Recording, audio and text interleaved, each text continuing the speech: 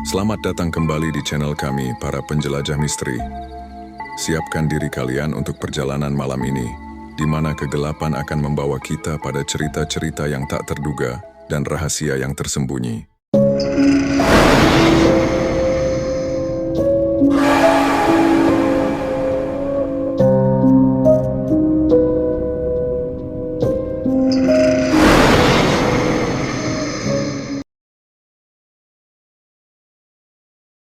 Di sebuah desa kecil yang terletak tak jauh dari alas roban, hiduplah seorang pemuda bernama Jaka.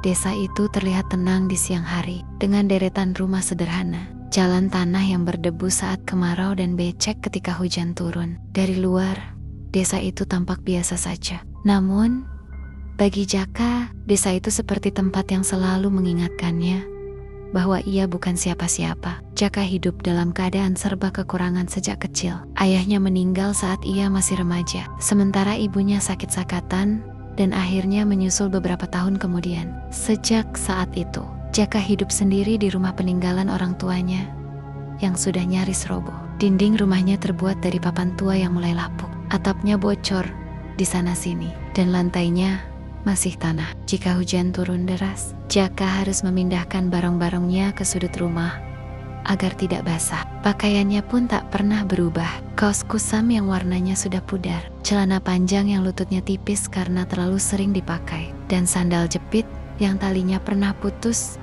lalu diikat kembali. Bukan karena Jaka tidak ingin tampil lebih baik, tapi karena hidup memaksanya untuk menerima apa adanya. Baginya, makan sekali sehari saja sudah cukup membuatnya bersyukur. Untuk bertahan hidup, Jaka melakukan pekerjaan apapun yang bisa ia dapatkan. Kadang membantu petani di sawah, kadang mengangkut kayu, membersihkan kebun, atau sekadar menjadi kuli dadakan jika ada warga yang membutuhkan. Upahnya kecil, seringkali hanya cukup untuk membeli beras dan lauk sederhana. Namun Jaka tak pernah mengeluh. Ia selalu bekerja dengan sungguh-sungguh, meski hasilnya tak seberapa. Sayangnya, kerja keras Jaka tidak pernah benar-benar dihargai oleh warga desa. Di mata mereka, Jaka hanyalah pemuda miskin yang hidupnya tak jelas. Setiap kali ia lewat di jalan desa, selalu ada bisik, ada yang tertawa kecil, ada yang memandangnya dengan tatapan meremehkan, seolah Jaka adalah pemandangan yang tak penting. Kasihan ya hidupnya. Kasihan apanya? Dari dulu juga gitu-gitu aja. Udah gede, tapi nggak punya apa-apa. Kalimat-kalimat seperti itu sering sampai ke telinga Jaka. Ia mendengarnya dengan jelas, tapi memilih untuk tidak menanggapi. Ia berjalan menunduk, mempercepat langkah, seolah bisikan itu hanyalah angin yang lewat begitu saja. Padahal, setiap kata itu perlahan menggores hatinya. Saat ada rapat desa, Jaka selalu duduk di bagian paling belakang, bukan karena ia ingin menyendiri, tapi karena memang tak ada yang mempersilahkannya duduk di depan. Jika ia mencoba mengangkat tangan dan menyampaikan pendapat, suaranya seperti tenggelam di antara obrolan orang-orang yang merasa lebih penting. Sudah, gak usah banyak bicara, kita dengar yang lebih berpengalaman saja. Begitulah biasanya. Jaka pun kembali diam. Ia belajar bahwa berbicara hanya akan membuatnya semakin dianggap tidak tahu diri. Bahkan, anak-anak kecil di desa sering menirukan cara jalannya atau menertawakannya. Bagi mereka, Jaka adalah contoh orang yang gagal dalam hidup. Setiap kali melihat itu, Jaka hanya tersenyum tipis. Ia tidak marah, tapi ada rasa perih yang tak bisa ia jelaskan. Meski sering dihina dan dikucilkan, Jaka bukanlah orang yang pendendam. Ia justru dikenal pendiam dan jarang menolak jika dimintai bantuan. Ketika ada tetangga yang membutuhkan tenaga, Jaka selalu datang lebih dulu. Ketika ada orang yang kesusahan, Jaka tetap membantu sebisanya, meski dirinya sendiri hidup dalam kekurangan. Namun, kebaikan itu jarang diingat. Yang diingat orang hanyalah kenyataan bahwa Jaka miskin, tidak punya harta, tidak punya pengaruh, dan dianggap tidak akan pernah menjadi siapa-siapa. Di malam hari, setelah seharian bekerja, Jaka sering duduk sendirian di depan rumahnya. Ia memandangi langit gelap di atas desa, ditemani suara serangga dan angin. Malam yang membawa aroma hutan dari arah alas roban. Dari kejauhan, hutan itu tampak hitam dan sunyi, seolah menyimpan rahasia yang tak pernah dibicarakan orang secara terbuka. Banyak warga desa percaya bahwa alas roban bukanlah hutan biasa. Ada aturan tak tertulis yang diwariskan dari generasi ke generasi. Jangan masuk ke hutan setelah maghrib. Jangan bersiul sembarangan. Dan yang paling sering diingatkan, jangan pernah sombong di dekat alas roban, karena hutan itu diyakini punya penunggu. Jaka tentu pernah mendengar semua cerita itu. Tapi begini, alas roban hanyalah hutan tempat ia kadang mencari kayu bakar atau jalan pintas saat pulang kerja. Ia tidak pernah berniat melanggar aturan, apalagi mencari masalah. Ia hanya ingin hidupnya sedikit lebih baik dari hari ke hari. Dalam diamnya, Jaka sering berdoa, bukan doa yang muluk-muluk, hanya harapan sederhana agar suatu hari ia bisa hidup layak, tidak lagi diremehkan, dan bisa membuktikan bahwa dirinya juga punya harga diri. Ia tidak iri pada orang kaya, ia hanya ingin hidup tanpa harus menunduk setiap kali berjalan. Namun, ada satu hal yang tidak diketahui siapapun. Di balik sikap pasrah dan diamnya, Jaka menyimpan kelelahan yang dalam. Ia lelah dianggap rendah, lelah tak pernah diberi kesempatan, dan lelah hidup dalam biang-biang orang lain. Kadang, di tengah malam, ia bertanya pada dirinya sendiri, sampai kapan hidupnya akan seperti ini? Setiap kali pertanyaan itu muncul, Jaka hanya bisa menghela napas panjang. Ia tidak tahu bahwa jawaban dari semua penderitaannya perlahan mendekat, bukan dari manusia, bukan dari desa, melainkan dari tempat yang selama ini hanya ia pandang sebagai hutan gelap tanpa makna. Alas roban, dengan segala keheningan dan misterinya, diam-diam sudah memperhatikan Jaka sejak lama, dan tanpa Jaka sadari, takdirnya mulai bergerak sejak hari itu. Sebuah perubahan besar menunggunya, perubahan yang akan mengangkatnya dari keterpurukan, namun dengan harga yang tak pernah ia bayangkan sebelumnya. Suatu malam, Jaka pulang sedikit lebih larut dari biasanya. Seharian ia membantu menebang bambu di kebun warga yang letaknya cukup jauh dari desa. Upahnya memang kecil, tapi ia tak punya pilihan. Saat matahari tenggelam dan langit mulai berubah gelap, Jaka memutuskan pulang lewat jalan pintas yang melewati alas roban. Ia tahu betul cerita-cerita tentang hutan itu, tapi malam itu kakinya terlalu lelah untuk memutar jalan yang lebih aman. Angin malam berhembus pelan, membawa aroma tanah basah dan daun-daun kering. Pohon-pohon tinggi menjulang di kiri dan kanan jalan setapak, membuat suasana terasa semakin sempit dan sunyi. Cahaya bulan hanya menyelinap sedikit di sela-sela dahan, menciptakan bayangan aneh yang bergerak seolah hidup. Setiap langkah Jaka disertai suara dedaunan yang terinjak, terdengar jelas di tengah keheningan. Jaka menarik napas dalam-dalam. Dalam hatinya, ia mengingat pesan orang-orang tua di desa. Jangan masuk alas roban setelah maghrib, jangan menyebut nama sembarangan, jangan menoleh jika mendengar suara aneh. Pesan-pesan itu terngiang, tapi Jaka berusaha menepis rasa takutnya.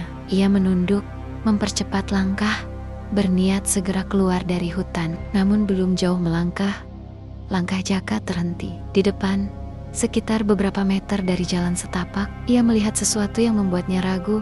Apakah matanya sedang mempermainkannya? Di bawah sebuah pohon besar yang batangnya berlumut dan tampak sangat tua, duduk seorang wanita. Wanita itu tampak berbeda dari apapun yang pernah Jaka lihat sebelumnya. Kulitnya putih bersih, bukan putih pucat seperti orang sakit, tapi putih yang terlihat hangat di bawah cahaya bulan.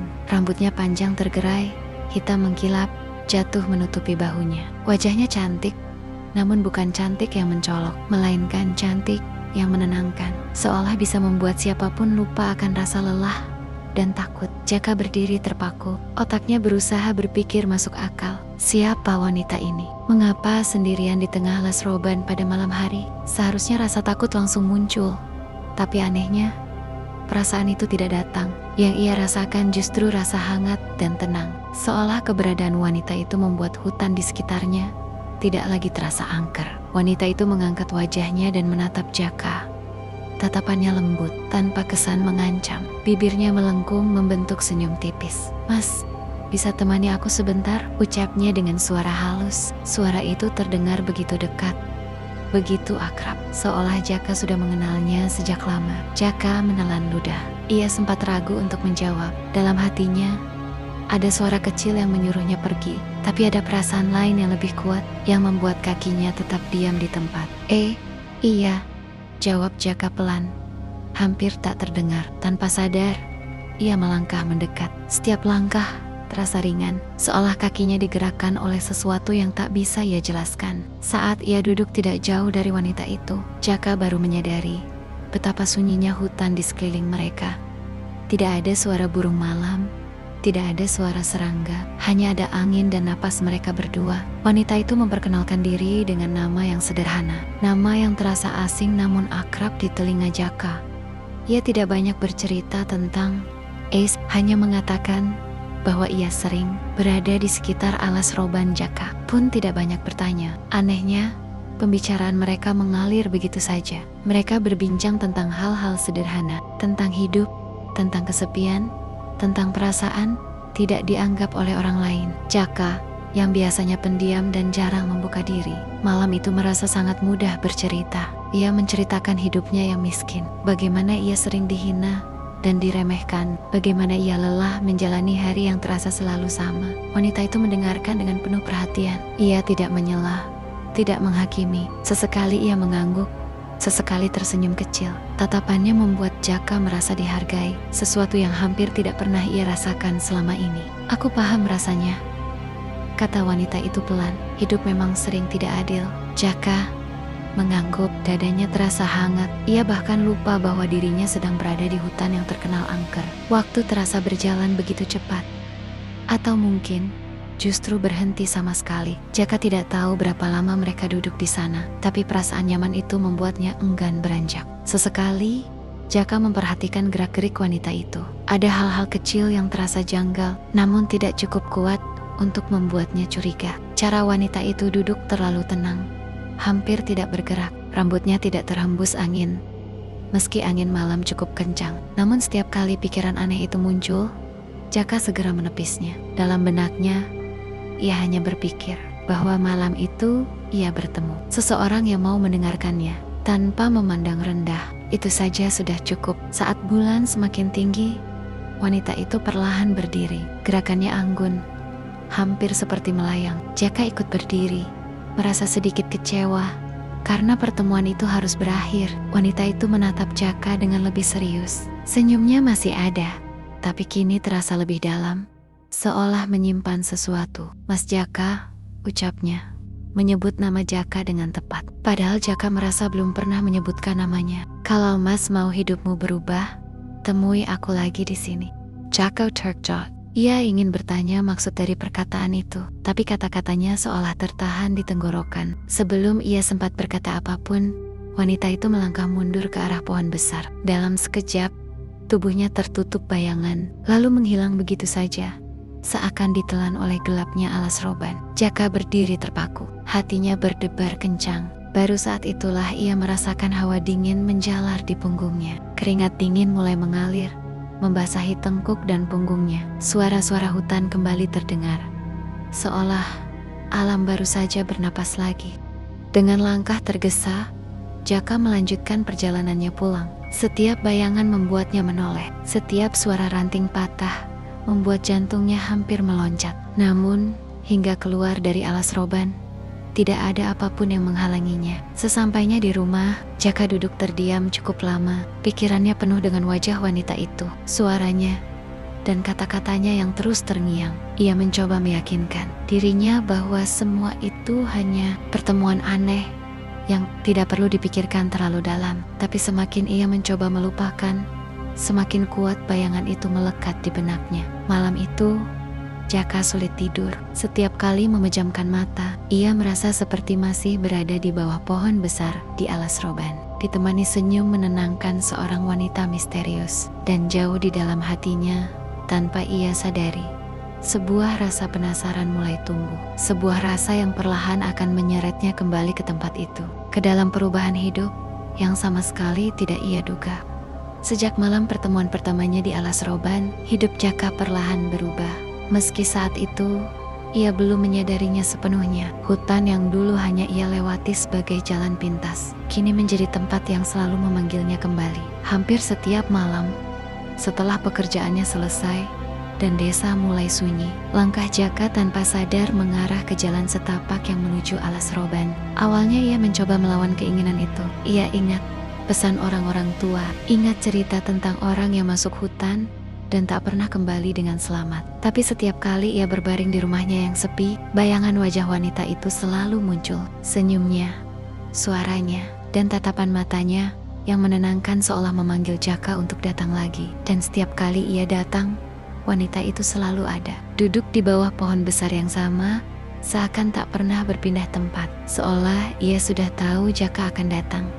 Seolah pertemuan mereka sudah diatur sejak awal. Pertemuan-pertemuan berikutnya terasa semakin akrab. Jaka dan wanita itu berbincang lebih lama, lebih dalam. Jaka mulai tertawa, sesuatu yang jarang ia lakukan selama ini. Ia merasa dihargai, didengarkan, dan diterima apa adanya. Wanita itu selalu tahu bagaimana membuat Jaka merasa berarti. Namun, di balik semua kehangatan itu, Jaka mulai menyadari ada hal-hal yang tidak biasa. Setiap kali Jaka mengajak wanita itu keluar dari alas roban, entah sekadar ke tepi desa atau hanya sampai batas hutan, wanita itu selalu menolak dengan halus. "Di sini saja," katanya sambil tersenyum. "Aku lebih nyaman di sini." Awalnya Jaka tidak mempermasalahkannya. Ia berpikir mungkin wanita itu punya alasan sendiri. Tapi lama-kelamaan, penolakan itu terasa janggal. Wanita itu seakan memiliki batas yang tak bisa ia lewati. Setiap kali Jaka melangkah sedikit terlalu jauh ke arah luar hutan, wanita itu akan terdiam, wajahnya berubah serius, dan udara di sekitar mereka terasa lebih dingin. Hal aneh lainnya adalah kebiasaan wanita itu menghilang saat bulan purnama. Pada malam-malam tertentu, ketika bulan tampak bulat sempurna dan cahayanya menerangi alas roban dengan terang pucat, Jaka akan datang ke tempat biasa mereka bertemu. Namun wanita itu tidak ada. Tidak ada tanda-tanda kehadirannya. Pohon besar itu berdiri sendirian, sunyi, seolah tak pernah menjadi saksi pertemuan mereka. Jaka pernah menunggu hingga larut malam, berharap wanita itu muncul, tapi yang ia dapatkan hanya suara hutan dan rasa gelisah yang sulit dijelaskan. Baru keesokan malamnya, wanita itu muncul kembali, seolah tidak terjadi apa-apa. Saat Jaka menanyakan kemana ia pergi, wanita itu hanya tersenyum dan mengalihkan pembicaraan. "Jangan tanya itu," katanya pelan. "Ada hal-hal yang belum waktunya kamu tahu." Meski begitu, hubungan mereka terus berlanjut. Jaka semakin sering berada di alas roban dibandingkan di desanya sendiri. Ia mulai pulang larut malam, bahkan kadang menjelang pagi. Warga desa mulai memperhatikan perubahan itu. Ada yang berbisik, ada yang mencurigai, tapi Jaka tak peduli. Untuk pertama kalinya dalam hidupnya, ia merasa punya tempat di mana ia tidak dipandang rendah. Tanpa Jaka sadari, kedekatan itu berubah menjadi hubungan yang lebih dalam. Sentuhan-sentuhan kecil, tatapan yang lebih lama, dan perasaan yang semakin sulit ia kendalikan. Jaka tahu dalam hatinya bahwa hubungan ini tidak wajar, tapi perasaannya sudah terlanjur terikat. Setiap kali ia berada di dekat wanita itu, akalnya seakan melemah. Suatu malam, suasana terasa berbeda. Angin bertiup lebih kencang dari biasanya, dan hutan terasa lebih sunyi. Wanita itu tampak gelisah, senyumnya jarang muncul, dan tatapannya sering kosong, seolah pikirannya melayang jauh. "Ada apa?" tanya Jaka dengan nada khawatir. Wanita itu terdiam lama. Ia menunduk, tangannya gemetar. Jaka belum pernah melihatnya seperti itu sebelumnya. Biasanya wanita itu selalu tenang, selalu menguasai keadaan. Tapi malam itu, ia terlihat rapuh. "Aku harus jujur," ucapnya akhirnya. Suaranya bergetar. "Aku mengandung anakmu." Jaka membak. Kata-kata itu seperti petir di tengah malam. Dadanya terasa sesak, pikirannya kosong. Ia ingin bertanya banyak hal, ingin memastikan apakah ia tidak salah dengar. Tapi sebelum ia sempat membuka mulut, wanita itu mengangkat wajahnya dan menatap Jaka dengan tajam. Tatapan itu berbeda dari sebelumnya. Tidak lagi lembut, tidak lagi menenangkan. Ada sesuatu di dalam matanya yang membuat Jaka merinding. "Ada satu hal yang harus kamu tahu," lanjut wanita itu. "Aku bukan manusia biasa." Udara di sekitar mereka tiba-tiba terasa berat. Jaka mundur selangkah. Jantungnya berdegup kencang. Wanita itu berdiri perlahan. Cahaya bulan menyinari tubuhnya. Dan disitulah Jaka melihat perubahan yang tak pernah ia bayangkan. Kulit halus di kaki wanita itu perlahan berubah. Sisik-sisik kecil mulai muncul, berkilau kehijauan. Di bawah cahaya bulan, kakinya memanjang. Bentuknya tidak lagi seperti kaki manusia. Mata wanita itu menyala dengan warna hijau terang, tatapannya tajam dan dingin. "Aku siluman ular penjaga alas roban," ucapnya dengan suara yang kini terdengar lebih dalam dan bergema. Jaka gemetar hebat, kakinya terasa lemas, hampir tak sanggup menopang tubuhnya. Ia ingin lari, ingin berteriak, tapi tubuhnya seakan terkunci di tempat. Semua cerita yang pernah ia dengar tentang alas roban, tentang penunggu hutan, tentang perjanjian gaib, kini terasa nyata dan mengerikan. Wanita itu melangkah mendekat. Setiap gerakannya diiringi suara desis halus yang membuat bulu kuduk Jaka berdiri. Wajahnya masih cantik, tapi kini kecantikan itu terasa menakutkan. Seperti topeng yang menutupi sesuatu yang jauh lebih berbahaya. "Kamu tidak perlu takut," katanya, seolah bisa membaca pikiran Jaka. "Semua ini sudah terjadi, dan anak itu adalah ikatan kita." Jaka menelan ludah dengan susah payah. Ia ingin menyangkal, ingin mengatakan bahwa semua ini salah, tapi jauh di dalam hatinya, ia tahu bahwa ia telah melangkah terlalu jauh. Setiap pertemuan, setiap kata, setiap rasa nyaman yang ia rasakan, semuanya telah menyeretnya ke dalam hubungan terlarang ini. "Kenapa?" tanya Jaka dengan suara lirih, hampir tak terdengar. Wanita itu tersenyum tipis. "Karena kamu berbeda, kamu tidak tamak, tidak sombong, dan karena kamu sudah terikat denganku sejak pertama kali duduk di bawah pohon itu." Malam itu, Jaka menyadari bahwa hidupnya tidak akan pernah kembali seperti semula. Ia telah masuk ke dunia yang tidak ia pahami, dunia yang penuh dengan kekuatan gaib dan aturan yang tak bisa dilanggar. Dan yang paling menakutkan, ia sadar bahwa semua ini bukan lagi soal pilihan. Semua sudah terlambat. Setelah pengakuan itu, malam di alas roban terasa semakin berat. Jaka masih berdiri kaku, napasnya pendek-pendek, sementara sosok siluman ular itu berdiri di hadapannya dengan tatapan yang sulit dibaca. Angin berhenti berhembus, suara hutan kembali lenyap, seolah alam ikut menunggu apa yang akan terjadi selanjutnya. Jaka ingin bicara, ingin bertanya, tapi lidahnya terasa keluh. Kepalanya penuh oleh rasa takut, bingung, dan penyesalan yang datang terlambat. Siluman ular itu melangkah perlahan, menjaga jarak, seakan memberi Jaka ruang untuk menenangkan diri. Wajahnya kembali terlihat seperti wanita yang selama ini dikenal Jaka, cantik dan tenang, meski sorot matanya masih menyimpan cahaya kehijauan yang membuat bulu kuduk merinding. "Aku tahu kamu takut," katanya pelan, "tapi sekarang kita sudah terikat." Jaka dalam kepalanya bayangan hidupnya yang miskin, hinaan warga desa, rumah reot, dan perut yang sering kosong silih berganti muncul. Semua itu bercampur dengan kenyataan bahwa ia kini berhadapan dengan makhluk penjaga hutan yang kekuatannya jelas berada di luar nalar manusia. "Apa yang sebenarnya kamu mau dariku?" tanya Jaka lirih, hampir seperti bisikan. Siluman ular itu menghela napas panjang, lalu berkata dengan nada yang lebih serius, "Aku tidak ingin mencelakakanmu. Aku hanya ingin keadilan, dan aku akan memberimu pilihan." Kata pilihan itu membuat Jaka mengangkat wajahnya. Di tengah ketakutannya, ada secercah harapan. Meski kecil, siluman ular itu lalu menjelaskan dengan suara tenang, namun tegas, seolah setiap kata memiliki bobot yang berat. "Kau akan aku beri kekayaan berlimpah. Hidupmu tidak akan lagi seperti sekarang. Kamu tidak akan dihina, tidak akan kekurangan, dan tidak akan dipandang rendah oleh siapapun." Jantung Jaka berdegup kencang. Kata-kata itu seperti mimpi yang tiba-tiba terasa nyata. Kekayaan, kehidupan yang layak, sesuatu yang selama ini hanya bisa ia bayangkan dalam doa-doa malamnya. "Tapi," lanjut siluman ular itu, dan satu kata itu cukup membuat Jaka kembali tegang. "Kau harus menepati satu syarat." Jaka menelan ludah. "Syarat apa?" Siluman ular itu menatap Jaka lurus-lurus, seolah ingin memastikan tidak ada kebohongan di antara mereka. "Pertama, kau tidak boleh membongkar asal-usul kekayaanmu kepada siapapun, tidak kepada tetangga, tidak kepada orang yang kau percaya, bahkan tidak kepada dirimu sendiri. Jika suatu hari kamu mulai ragu." Jaka mengangguk pelan. Ia bisa memahami syarat itu, meski ada rasa aneh di dadanya. Namun, siluman ular itu belum selesai. "Kedua," katanya dengan nada yang lebih dalam, "anak kita tidak boleh kau tolak, apapun wujudnya nanti. Apapun yang akan terjadi, kamu harus menerimanya sebagai bagian dari hidupmu." Dada Jaka terasa sesak. Syarat kedua itu terdengar sederhana, tapi sekaligus mengerikan. Bayangan tentang anak yang bukan sepenuhnya manusia membuatnya bergidik. Namun sebelum Jaka sempat mengungkapkan keraguannya, siluman ular itu kembali bicara.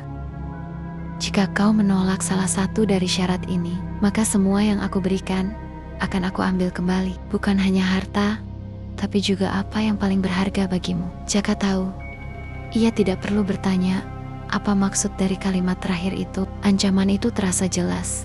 Meski tidak diucapkan secara langsung, hutan di sekitar mereka seakan ikut menekan Jaka, membuatnya merasa kecil dan tak berdaya. Ia terdiam lama. Dalam benaknya, dua pilihan itu berputar-putar. Di satu sisi, ia bisa menolak dan kembali ke hidup lamanya, hidup yang penuh hinaan dan kekurangan. Di sisi lain, ia bisa menerima dan mendapatkan semua yang selama ini ia impikan, meski dengan risiko yang tak sepenuhnya ia pahami. Keringat dingin mengalir di pelipis Jaka.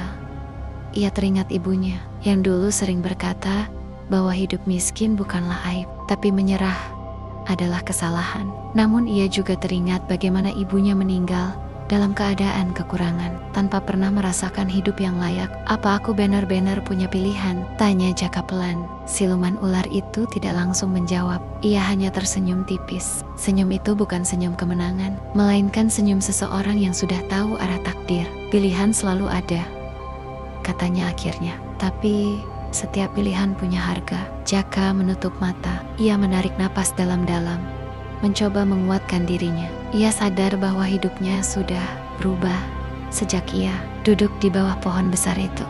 Untuk pertama kali, mungkin ini memang jalan yang harus ia tempuh, seberat apapun. Aku setuju, ucap Jaka akhirnya.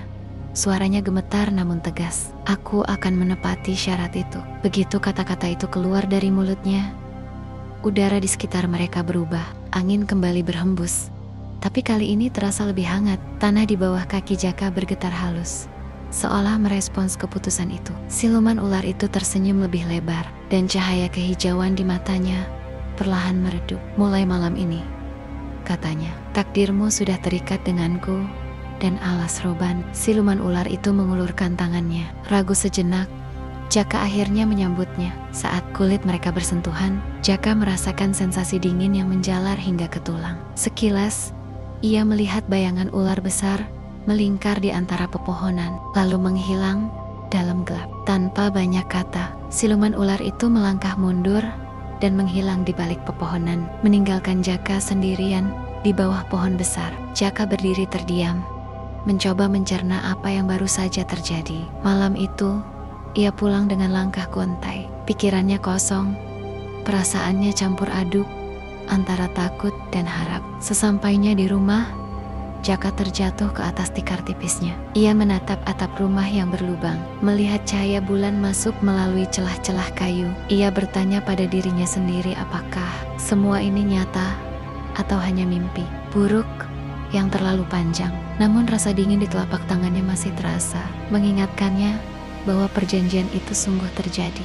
Keesokan paginya, Jaka terbangun dengan perasaan aneh. Udara di dalam rumah terasa berbeda, lebih segar. Ia bangkit dan terkejut melihat sesuatu yang tak pernah ia miliki sebelumnya. Di sudut rumahnya, ada karung beras baru yang penuh. Beberapa keping emas tergeletak rapi di atas meja kayu tua, dan pakaian layak yang sebelumnya tidak pernah ada di sana. Jaka, tangannya gemetar saat menyentuh emas itu. Beratnya nyata, dinginnya terasa. Ini bukan mimpi. Semua yang dijanjikan siluman ular itu mulai menjadi kenyataan. Saat ia melangkah keluar rumah, beberapa warga desa yang lewat memandangnya dengan heran. Ada yang berhenti, ada yang berbisik. Ada pula yang menatap rumah Jaka dengan ekspresi tak percaya. Jaka belum sepenuhnya menyadari, tapi sejak pagi itu, hidupnya benar-benar mulai berubah. Namun di balik semua perubahan itu, satu hal terus menghantui pikirannya. Setiap kali ia memejamkan mata, ia teringat syarat perjanjian itu, terutama tentang anak yang belum lahir. Jaka tahu, kekayaan ini bukan hadiah cuma-cuma. Ini adalah titipan dari alas roban, dan suatu hari nanti, titipan itu pasti akan diminta pertanggungjawabannya.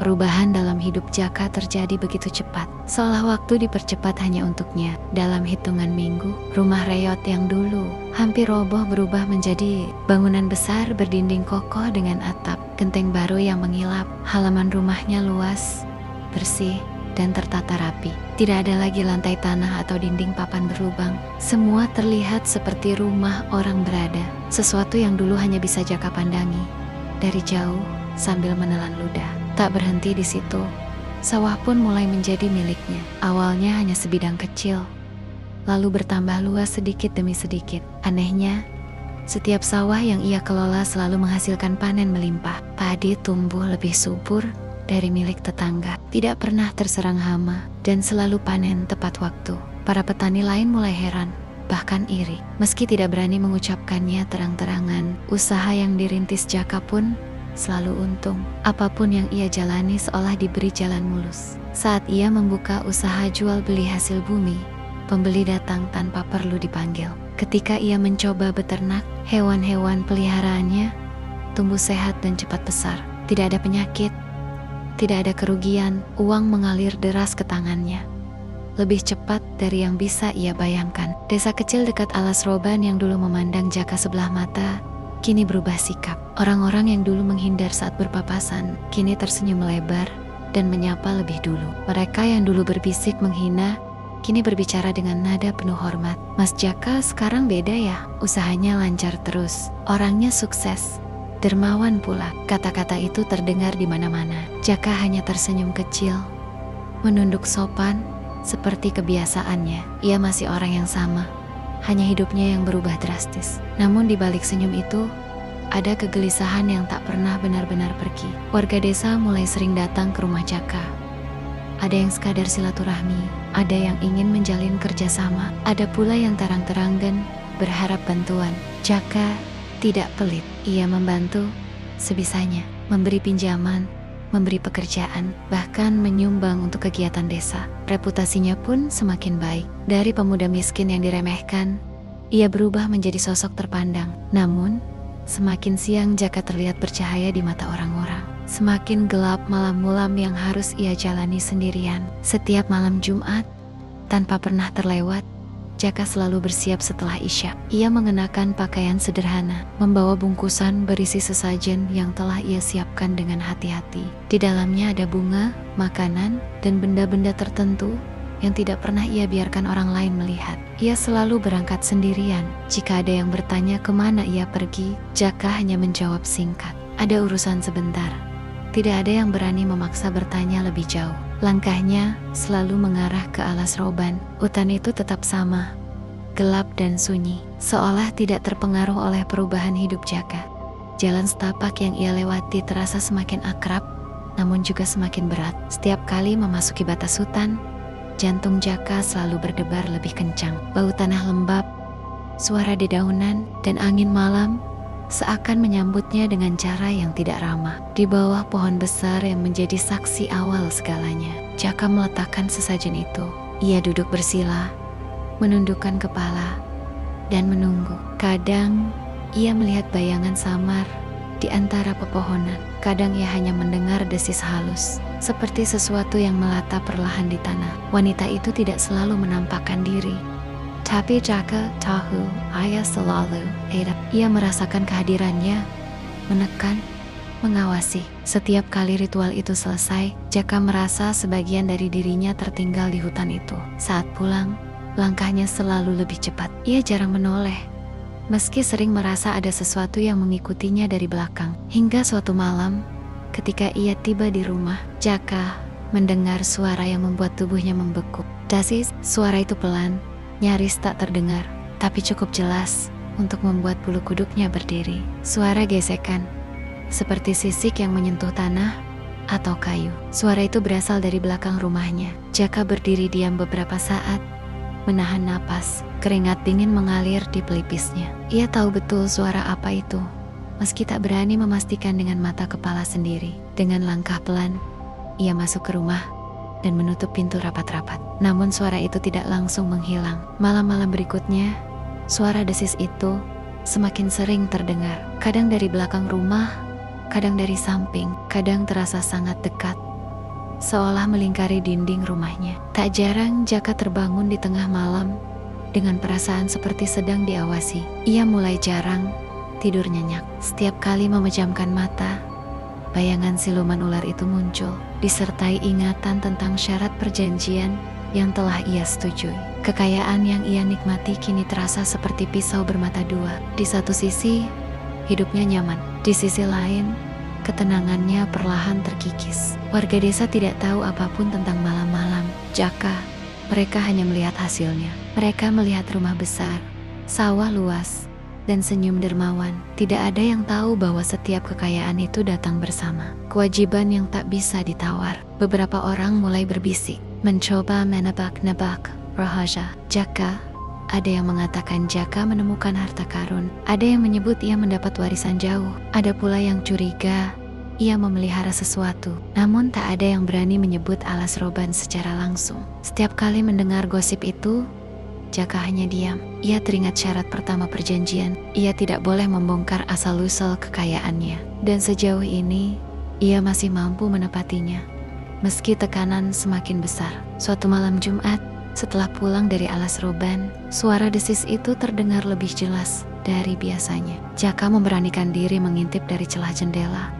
Dalam remang cahaya lampu, ia melihat bayangan panjang bergerak perlahan di tanah, lalu menghilang ke balik gelap. Jaka mundur dengan tubuh gemetar. Dadanya sesak. Ia sadar, semua ini baru permulaan. Kekayaan yang ia miliki bukan sekadar anugerah, melainkan ikatan yang semakin kuat mengikatnya pada alas roban. Ia duduk di lantai rumahnya, memeluk lutut, menatap kosong ke depan. Di luar, suara malam kembali sunyi, seolah tidak pernah terjadi apa-apa. Tapi di dalam hatinya, Jaka tahu, hidupnya kini berada di antara dua dunia. Dunia manusia yang memujanya, dan dunia gaib yang perlahan menagih haknya. Dan setiap kali suara desis itu kembali terdengar, Jaka semakin yakin bahwa ia tidak pernah benar-benar sendirian di rumah besarnya itu.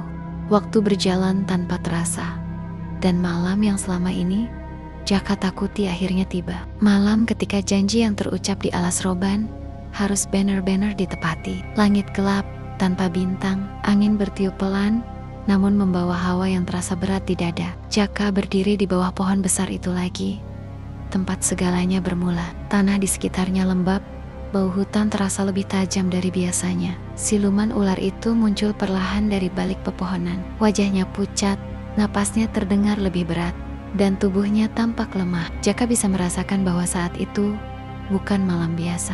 Ada sesuatu yang akan terjadi, sesuatu yang tak bisa lagi ditunda. Tanpa banyak kata, malam itu menjadi saksi kelahiran makhluk yang menjadi pengikat takdir mereka. Prosesnya berlangsung sunyi, namun menegangkan. Tidak ada jeritan keras, hanya suara napas tertahan dan desis pelan yang sesekali terdengar. Jaka tidak berani mendekat. Ia hanya berdiri kaku, menyaksikan dengan perasaan campur aduk antara takut, bersalah, dan rasa ingin tahu yang terlarang. Saat semuanya selesai, siluman ular itu menoleh ke arah Jaka.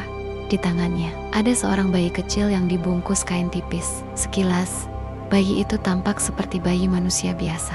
Kulitnya halus, wajahnya mungil, dan napasnya teratur. Tidak ada tanda-tanda keanehan. "Ini anakmu," kata siluman ular itu pelan. Suaranya terdengar lelah, namun tegas. "Sekarang, tanggung jawab ada padamu." Dengan tangan gemetar, Jaka menerima bayi itu. Saat kulit bayi itu menyentuh lengannya, Jaka merasakan dingin yang menjalar. Tapi ia memaksa dirinya untuk tetap tenang. Dalam hatinya, ia mencoba meyakinkan diri bahwa semuanya akan baik-baik saja.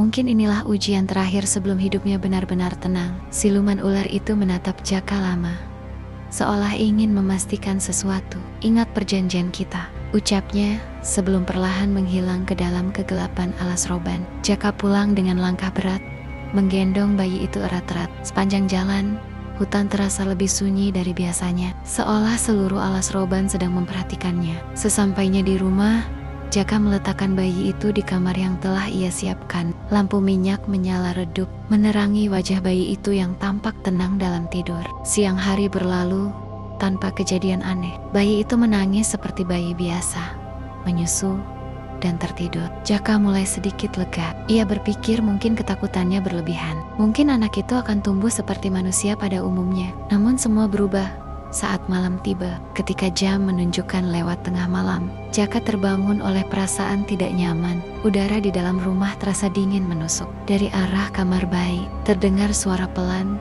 bukan tangisan, melainkan suara gesekan lembut. Jaka bangkit perlahan. Jantungnya berdebar keras. Ia membuka pintu kamar sedikit demi sedikit. Cahaya lampu menerangi bayi itu. Dan saat itulah Jaka melihat sesuatu yang membuat tubuhnya membeku. Kulit bayi itu tidak lagi halus. Di beberapa bagian, terutama di lengan dan kaki, muncul sisik-sisik kecil yang berkilau samar. Matanya terbuka, menatap lurus ke arah Jaka dengan sorot tajam yang tidak seharusnya dimiliki bayi. Jaka mundur satu langkah. Napasnya tercekat. Ia ingin menjerit, ingin lari, ingin meletakkan bayi itu kembali ke alas roban dan melupakan semuanya. Tapi bayangan perjanjian itu muncul di benaknya. Syarat yang tidak boleh ia langgar. Dengan tangan gemetar, Jaka mendekot. Ia menggendong bayi itu lagi. Sisik-sisik itu perlahan menghilang saat fajar mendekat, seolah hanya muncul di malam hari. Tapi pengalaman itu cukup untuk menghancurkan sisa ketenangan Jaka. Sejak malam itu, kejadian-kejadian aneh mulai terjadi di sekitar rumah dan desanya. Ternak-ternak milik Jaka yang sebelumnya sehat tiba-tiba mati tanpa sebab yang jelas. Tidak ada luka, tidak ada darah, hanya tubuh kaku seolah nyawanya diambil begitu saja. Anehnya, ternak milik tetangga yang berada dekat rumah Jaka juga mulai mengalami hal serupa. Warga desa mulai resah. Mereka berkumpul, membicarakan kejadian itu dengan suara pelan. Beberapa mulai mengaitkannya dengan perubahan hidup Jaka yang terlalu cepat. Gosip kembali beredar. Kali ini lebih gelap dari sebelumnya. Dan Anani, orang-orang yang paling sering bergosip tentang Jaka, mulai jatuh sakit. Awalnya hanya demam tinggi, lalu tubuh melemah, dan mata mereka tampak kosong. Tabib desa tidak menemukan penyebabnya. Doa-doa pun terasa sia-sia. Jaka mendengar semua itu, dan setiap kabar buruk terasa seperti pukulan di dadanya. Ia tahu semua ini berkaitan dengannya, dengan anak itu, dengan alas roban. Malam-malam Jaka kini dipenuhi ketakutan. Setiap malam, suara gesekan sisik terdengar jelas di lantai rumahnya. Kadang terdengar dari kamar bayi, kadang dari ruang tengah, bahkan kadang seperti melingkari tempat tidurnya. Jaka sering terbangun dengan tubuh basah oleh keringat. Jantungnya hampir meloncat keluar. Ia mencoba menenangkan diri, meyakinkan bahwa semua ini adalah bagian dari konsekuensi yang harus ia terima. Ia mengurus anak itu dengan penuh kehati-hatian. Di siang hari, anak itu tampak seperti bayi biasa. Tapi di malam hari, Jaka tidak pernah berani tidur nyenyak. Pernah suatu malam, Jaka terbangun dan mendapati bayi itu tidak ada di tempat tidurnya. Panik, Jaka mencari ke seluruh rumah. Suara gesekan itu terdengar semakin jelas, berasal dari ruang tengah. Saat ia menoleh, ia melihat bayangan kecil merayap di lantai. Sisik-sisiknya berkilau dalam gelap. Jaka hampir jatuh terduduk. Dengan suara bergetar, ia memanggil anak itu. Bayangan itu berhenti, lalu perlahan kembali ke bentuk bayi seperti semula. Jaka memeluknya erat. Air matanya jatuh tanpa bisa ia tahan. Sejak saat itu, Jaka benar-benar mengerti bahwa hidupnya tidak akan pernah normal. Kekayaan yang ia miliki kini terasa tidak ada artinya dibandingkan ketakutan yang harus ia hadapi setiap malam. Tapi ia tetap bertahan. Ia tidak berani menolak, tidak berani melanggar perjanjian, menjaga jarak dari rumah Jaka. Mereka tidak lagi sering berkunjung seperti dulu. Kekayaan Jaka masih ada, tapi kehangatan manusia perlahan menjauh. Dan setiap malam, saat suara gesekan sisik kembali terdengar, Jaka hanya bisa duduk diam, menatap gelap, sambil bertanya dalam hati, berapa lama lagi Ayesep bertahan menjalani hidup yang ia pilih sendiri ini. Kini Jaka benar-benar hidup dalam kemewahan. Rumahnya besar, hartanya melimpah, dan namanya dikenal luas sebagai orang sukses di desa. Namun di balik semua itu, tak ada satupun malam yang ia lewati dengan perasaan benar-benar tenang. Setiap kali lampu-lampu rumahnya dipadamkan dan sunyi mulai menyelimuti, kegelisahan selalu datang menghampiri. Kekayaan yang dulu ia impikan kini terasa seperti beban berat yang menindih dadanya. Jaka semakin sadar bahwa semua yang ia miliki bukanlah hasil dari kerja keras semata, bukan pula keberuntungan biasa. Semua itu hanyalah titipan. Titipan dari sesuatu yang jauh lebih tua, lebih kuat, dan lebih kejam daripada manusia. Alas Roban tidak pernah memberi tanpa maksud. Hutan itu hanya menunggu waktu untuk menagih kembali apa yang pernah diberikannya. Setiap kali Jaka duduk sendirian di ruang tamu rumah besarnya, matanya sering tertuju pada sudut-sudut gelap yang tak sepenuhnya tersinari lampu. Di sana, ia merasa ada sesuatu yang selalu mengawasinya. Kadang hanya bayangan, kadang suara samar, kadang hanya perasaan tidak enak yang membuat tengkuknya dingin. Ia tahu hidupnya sudah tidak lagi sepenuhnya menjadi miliknya sendiri. Anaknya kini tumbuh, tidak seperti anak-anak pada umumnya. Di siang hari, ia tampak seperti bocah biasa. Meski tatapannya sering terlalu tajam dan terlalu tenang untuk seusianya. Namun di malam hari, perubahan itu semakin jelas. Sisik-sisik di tubuhnya muncul lebih sering, dan suara desisnya semakin nyata. Jaka merawatnya dengan penuh kehati-hatian, bukan hanya karena rasa tanggung jawab, tetapi juga karena ketakutan yang mendalam. Ada malam-malam ketika anak itu menatap Jaka lama sekali, seolah mencoba membaca isi pikirannya. Dalam tatapan itu, Jaka sering merasa kecil, lemah, dan bersalah. Ia bertanya dalam hati, apakah anak itu akan tumbuh membencinya suatu hari nanti, atau justru menjadi pengingat hidup dari kesalahan yang telah ia pilih sendiri. Kata-kata dalam perjanjian yang dulu sempat ia abaikan, kini terus terngiang di kepalanya. Kalimat itu terdengar sederhana saat pertama kali diucapkan, namun maknanya semakin mengerikan seiring berjalannya waktu. Jika ia melanggar, ia bukan hanya akan kehilangan harta, tapi juga jiwanya. Jaka mulai memahami bahwa pelanggaran tidak selalu berarti pengkhianatan besar. Keraguan, penyesalan, atau keinginan untuk lari dari tanggung jawab pun bisa dianggap sebagai pelanggaran. Pernah suatu malam, Jaka berpikir untuk meninggalkan desa. Ia membayangkan hidup baru di tempat jauh, membawa hartanya, dan meninggalkan semua ini di belakang. Tapi setiap kali pikiran itu muncul, suara desis terdengar semakin keras di dalam rumah, seolah memperingatkannya bahwa tidak ada tempat untuk lari. Warga desa semakin sering membicarakan rumah Jaka dengan nada takut, tidak lagi dengan iri atau kagum, melainkan dengan rasa was-was. Mereka sering mendengar suara aneh di malam hari.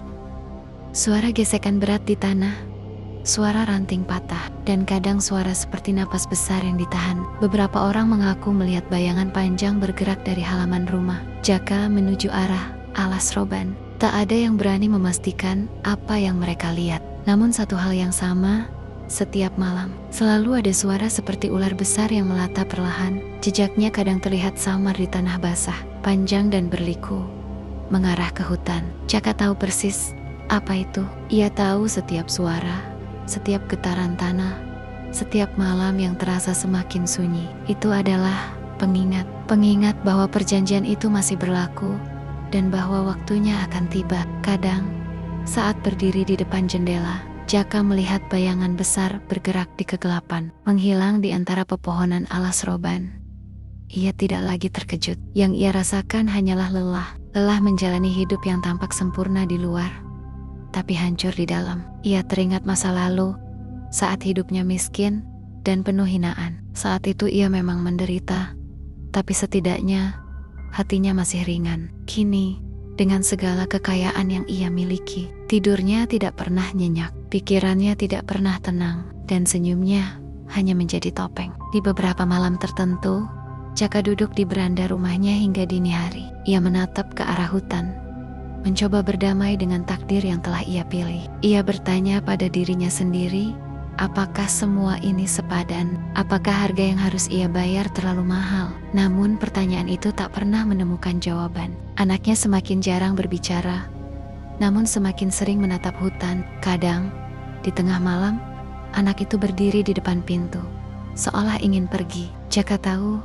darah alas Roban mengalir kuat di tubuh anak itu. Suatu hari nanti, ia mungkin akan benar-benar kembali ke hutan. Dan saat itu tiba, Jaka tidak tahu apakah ia masih punya tempat di dunia ini. Desa perlahan berubah. Jalan di depan rumah Jaka semakin jarang dilewati orang. Tidak ada lagi anak-anak bermain di sekitar sana. Orang-orang memilih jalan memutar. Meski lebih jauh, rumah besar itu kini berdiri sendiri, megah, tapi sepi. Seperti monumen dari kesalahan yang tak bisa diperbaiki. Dan hingga hari ini, warga desa masih bertanya-tanya. Tidak ada yang berani mendekat, tidak ada yang berani memastikan. Tapi setiap malam, suara itu selalu ada. Suara ular besar melata, perlahan dan berat, dari rumah Jaka menuju alas roban. Sebagian orang percaya itu hanyalah cerita. Sebagian lagi yakin bahwa hutan sedang menagih haknya. Dan Jaka di tengah semua itu hanya bisa menunggu. Menunggu hari ketika titipan itu benar-benar diminta kembali. Menunggu saat dimana ia harus membayar lunas semua yang pernah ia terima. Dengan harta, dengan ketenangan, atau mungkin dengan jiwanya sendiri. Begitulah cerita tentang seorang Jaka, si pemuda miskin yang hidupnya penuh hinaan dan pengucilan. Dalam keputusasaan, ia memilih jalan pintas setelah bertemu dengan sosok siluman ular, penjaga alas roban. Kekayaan yang ia dapatkan memang mengubah hidupnya di mata manusia. Namun di balik itu, Jaka harus membayar harga yang jauh lebih mahal. Ketenangan, kebebasan, dan rasa aman dalam hidupnya sendiri. Pada akhirnya, Jaka sadar bahwa kekayaan yang datang tanpa restu dan tanpa cara yang benar bukanlah berkah, melainkan ikatan yang perlahan menjerat jiwanya. Hikmah dan pelajaran yang bisa diambil.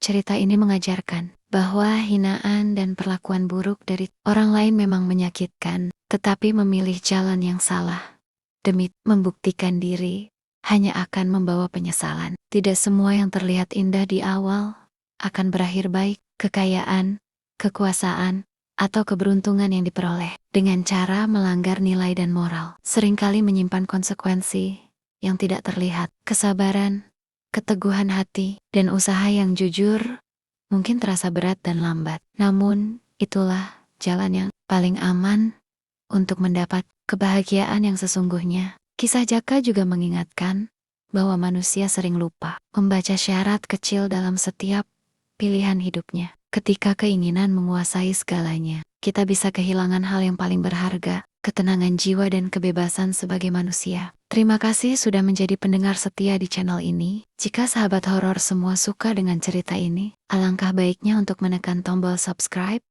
like, dan nyalakan lonceng notifikasinya, agar tidak ketinggalan cerita horor lainnya yang lebih menarik. Apakah di antara sahabat horor semua, ada yang mengalami hal serupa dengan cerita Jaka? Silakan tulis di kolom komentar untuk berbagi pengalaman sahabat horor semua. Terima kasih. See you next time video.